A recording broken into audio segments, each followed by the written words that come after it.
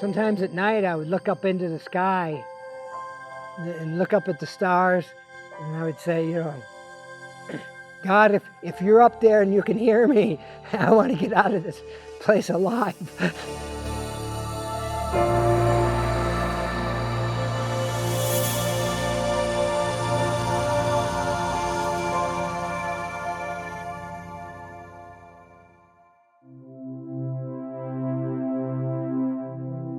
The American experience in Vietnam began in 1954, and the combat form of the American involvement, though, began after the Gulf of Tonkin resolution in August of 1964.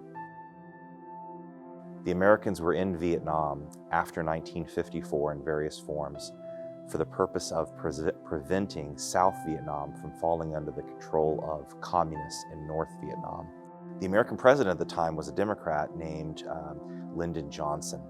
And so he was running for election on his own right in 1964. Vote for President Johnson on November 3rd.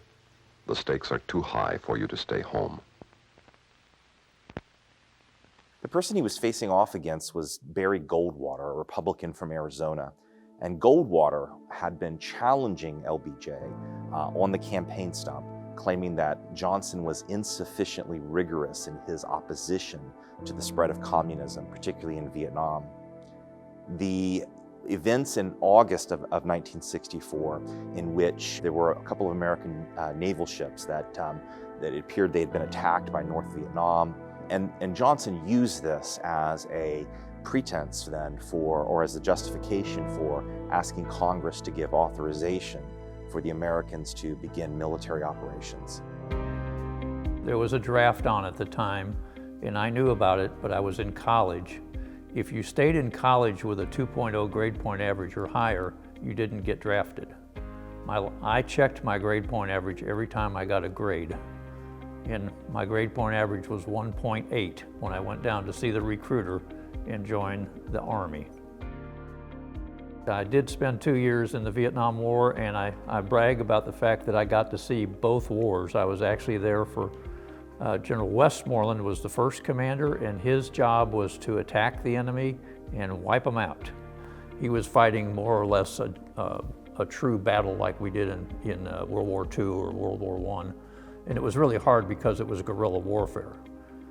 But I was there for that. And he was replaced by General Abrams, and I got back in Vietnam in September of '70, so I got to fight with General Abrams' war. General Abrams was told to get us out and don't get anybody hurt. Now that's a completely different mission than General Westmoreland had. I had so much fun the first time I volunteered to go back the second time, and would have gone the third time except they ended the war. My first tour, I lived in a tent with 19 other pilots, 20 pilots, one big tent. We had about as much space in width as this chair that I'm sitting in, and the length of our space was just over 6 feet. We had a cot and a sleeping bag and a mosquito net, and we lived in a tent until just before going home. We managed to harden some of our barracks with more protection. We were actually had a mortar attack while we were living in tents, and it turns out that tents don't stop mortars. What they do is make them explode early, so now you have an airburst instead of a bullet. And the first time that we got mortared, we had 2 people killed and a half dozen wounded by 1 round.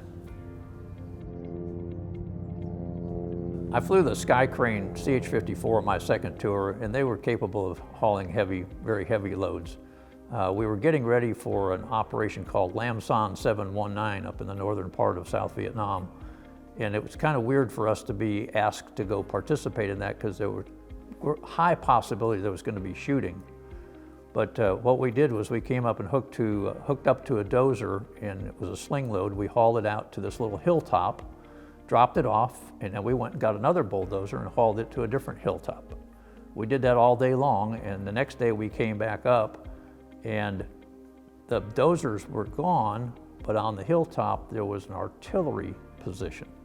They had put an artillery gun or 2 on every one of those hills, and that was on the trail that the South Vietnamese were going to take to enter the battle, Lam Son 719. It's fascinating stuff to think of the preparation involved in something like that. When I was in college, I was in the ROTC. ROTC is Reserve Officer Training. And so you're training to be an officer, so that when I graduated, I was like a second lieutenant. I was a commissioned officer. And then eventually I ended up being promoted to a first lieutenant and then a captain. When I was in Vietnam, the first thing they did is they sent me to an air cavalry unit. The unit that was called Charlie Troop of the 717th Cav, and they put me in the what they call the Loach platoon. And so I was one of the Loach pilots, what they call Aero Scouts, scout pilots. The first day I got to my unit, 2 people in that unit were killed that day. One Huey pilot got killed, and a Loach pilot got killed. So when I got there, they gave me his room in the hutch. They were packing up his stuff, and as soon as they packed up his stuff, you know, I got in and put my stuff in. And then the next few days, they trained me in how to be a scout pilot. They only gave me like, I don't know, maybe 3 or 4 days of training, where a guy who was a scout pilot who was getting ready to go back home, he would take me out and show me, you know, how close to the trees you fly and where you fly and how you look and how you smell. And usually you fly fairly slow so you can kind of see if there's anything there to see. You know, slow is like 40 or 50, 60 knots. So that's not very fast. I mean, it's like a knot's a little more than miles an hour. The helicopters were in heavy use during the Vietnam War, and the reason is the terrain. Helicopters were central to the American strategy in Vietnam. They were particularly useful because of the dense forest of Vietnam, and also because of their ability to be more precise and have a smaller area they can land in. After 3 or 4 days of training, I had my first mission, and so I was the pilot. The pilot flies in the right seat of the Loaches, and in the left seat is the gunner or crew chief usually, except this was the guy who was training me. But he sits over there on the left side. He has an M60 machine gun. And so when we went out, my very first mission was on my 25th birthday, and that almost was my last mission. It's we were the day before we had one of our Hueys shot down, and the crew chief was medevaced out, and we'd heard that a battalion-sized unit had come into a certain area that was not too far from us, and that's about maybe 400 or 500 men. And so we were wanting to find out where they were at and engage them. And so we thought we had a pretty good idea where they might hide, because, you know, it has to be a fairly good sized area for 400 or 500 men to sort of hide in. And so we were flying in an area that had a lot of rice fields, but also in between the rice fields we had a lot of jungle. And so there was one area that about the size of a football stadium, and it was kind of oval, and it had rice fields all around it. But the jungle was, you know, they have trees, you know, 30, 40 feet high. And so my job was to come down to where this oval was, try to go from 1,500 feet down to where that was. And then what I was supposed to do was come down and stay near the top of the trees, go fairly slow, and if I got shot at, I'd go back over the trees and have cover. But I was in a big hurry. This was my first mission, and so I was trying to go from 1,500 down to the ground as fast as I could. And so I really just dropped the power right out of the thing, and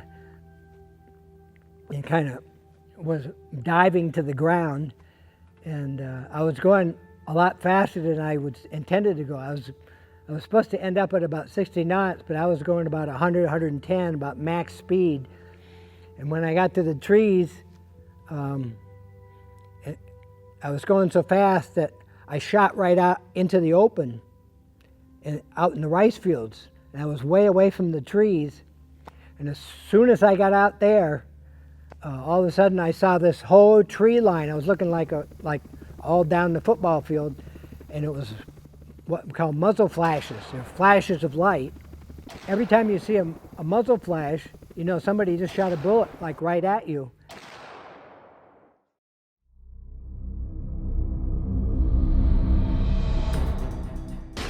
And I'm looking at dozens of flashes all up and down, one after another after another. And so I'm out there and I'm trying to get back to the treetops. One of the things they teach scout pilots is when you're taking fire is to fly out of trim. So flying out of trim means that you point the helicopter in one direction, but you're flying in another direction. So I had to get over to the trees, which are over on my left. So I pointed the helicopter like straight down the tree line, straight like this, but I was flying diagonally. So you fly out of trim, you put all your right anti-torque pedal in, and what that does is it causes the people shooting at you to shoot in front of you, because they misjudge how fast you're going. And so I was flying out of trim like this and sliding over to where the tree line was. And from where I was probably exposed for, I don't know, maybe as long as 7 seconds. But in 7 seconds, there were several rounds that were being shot at me. And after about maybe 7 seconds or so, we were kind of out of danger. We were over the treetops. And then the Cobras came in, and you know, artillery and naval gunfire and everything. There was a lot of action later on that day, but it didn't take me long to find them. That was my first mission. That was almost my last mission, because the number of times they shot at me, it's amazing. It's just a miracle that they didn't hit me.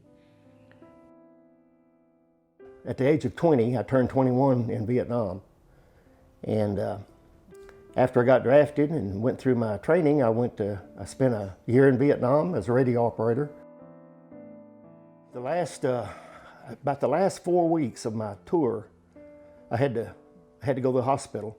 And when I got out, I didn't go back to my mobile training team. I was stationed at Camp Evans with Como. And I had my best friend, a guy named Harry James Stone, and my lieutenant, my company commander, John Darling from West Point. And they went on occasion, we would leave Camp Evans. Me and my best friend were both radio operator repairmen. And we would leave and go out to a fire base called Ripcord that was experiencing a lot of attacks at that particular time. But it was in April, May of '70.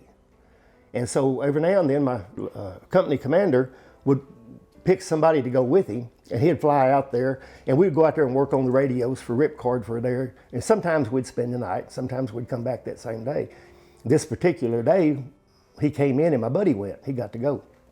I would have went too, because it was so boring on Camp Evans, and that was kind of exciting. And it wasn't really dangerous, because you just flew in with a helicopter and flew out. I was on the switchboard when the call came in that helicopter was missing.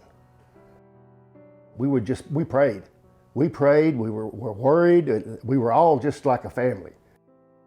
When I received this call, it came in from the headquarters, which was where all the good information came from, so we always listened in on that. So I plugged in to listen to it, and they were telling the company or the battalion commander about that helicopter crash, or about the helicopter missing. At the time, they didn't know for sure it had crashed. They were just saying it disappeared, hadn't got back where it was supposed to. Later on, I found out which helicopter it was, and that it actually had crashed when they went out there and found it. So then we had to send, our staff sergeant went down to help identify the bodies.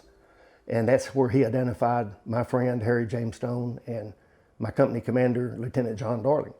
Because he went down there and identified him by that West Point ring and by that, there was a leg that had a boot on it. And it was just a real violent crash. Just really violent. The war came to an end ultimately. The American combat troops left in 1973, and then the last Americans left, including diplomats, left in 1975. The reason the war came to an end is that President Nixon was determined to bring the war to an end. Nixon was committed to the idea of drawing down troop involvement, but he was also committed to the idea of a negotiated peace.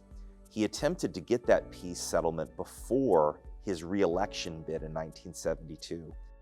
Nixon did not get the peace treaty he wanted before the election of 1972. And so the result was that in December of 1972 and into January of 1973, Nixon decided to escalate the bombing of North Vietnam. This was a massive, massive effort to bomb the Vietnamese into submission. And eventually the North Vietnamese did indeed agree to a peace treaty, which was signed at the end of January 1973. And then that effectively brought the combat operations to an end. One thing, toward the end of the war, our unit had the last casualty of the war. On the last day, the last mission, one of our scout crew chiefs, they got shot down and the crew chief was killed. And that was the last casualty of the war. The last mission, the last day, we lost the last guy.